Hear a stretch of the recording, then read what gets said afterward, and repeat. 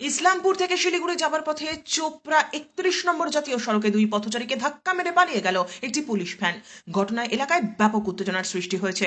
উত্তেজিত জনতা ঘাতক পুলিশের গাড়িটিকে আটক করার দাবিতে রাস্তা অবরোধ করে। পুলিশ ঘটনাস্থলে পৌঁছে অবরোধ তুলে দেয়। আহত দুজনকেই শিলিগুড়ি মেডিকেল কলেজ এবং হাসপাতালে স্থানান্তরিত করা হয়েছে। দুর্ঘটনাগ্রস্ত গাড়িটিকে বিধাননগর থানা আটক করেছে বলে সূত্রের খবর।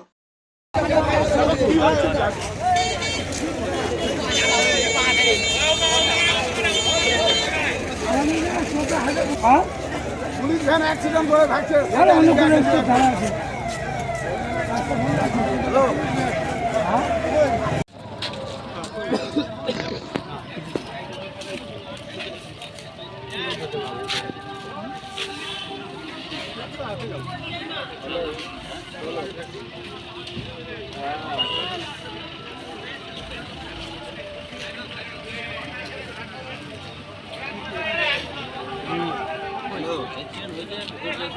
বললাম কি মা আমি